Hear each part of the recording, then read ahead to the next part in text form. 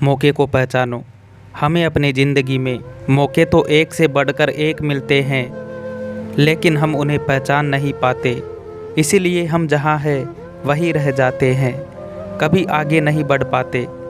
हम उन मौक़ों को इसलिए नहीं पहचान पाते, कहीं न कहीं हमारे अंदर ज्ञान की कमी होती है।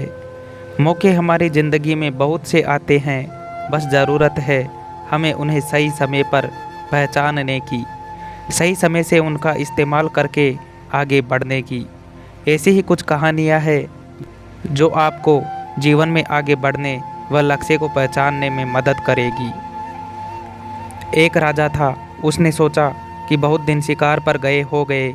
उसने सैनिकों की एक टुकड़ी को अपने साथ लिया, फिर शिकार पर निकल गया। जंगल में कुछ ही देर बाद उसे एक हिरण नजर आया। राजा ने बिना देर किए हुए अपना घोड़ा उसके पीछे लगा दिया। हिरण काफ़ी तेज भाग रहा था, राजा भी ठीक उसके पीछे ही भाग रहा था।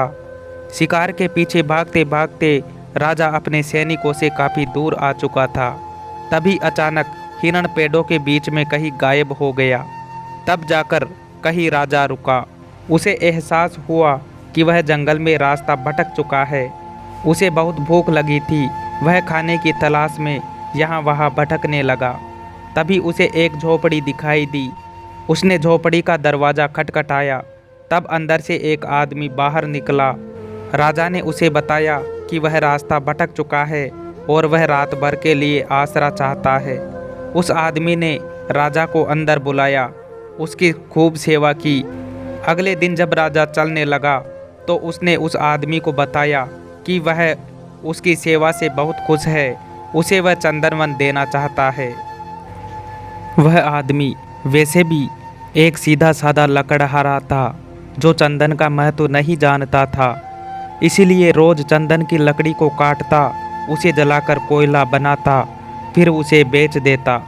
इस प्रकार कोयला बनाकर बेचते बेचते बहुत साल बीत गए।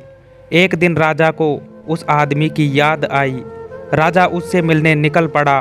राजा ने सोचा कि अब तक तो वह बहुत धनवान बन गया होगा, खुशी से जीवन बिता रहा होगा।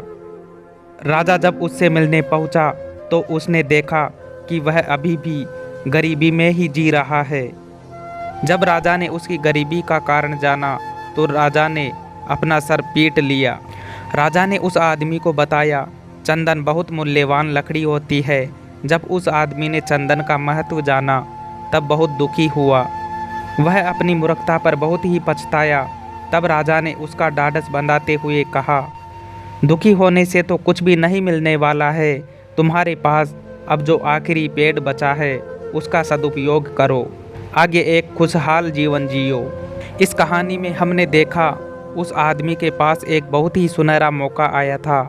उसका इस्तेमाल करके वह अपनी ज़िंदगी बदल सकता था, लेकिन जानकारी न होने के कारण और चंदन का महत्व न जानने के कारण वह गरीब का गरीब ही रह गया।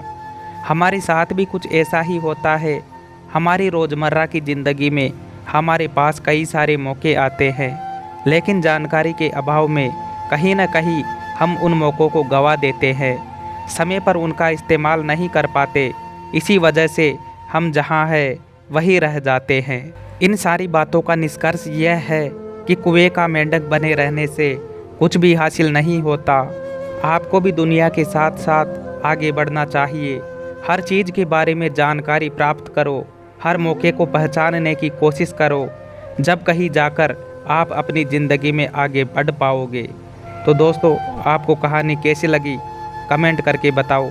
साथ ही अगर आपको कहानी अच्छी लगी है तो हमारे YouTube चैनल को सब्सक्राइब करें। धन्यवाद।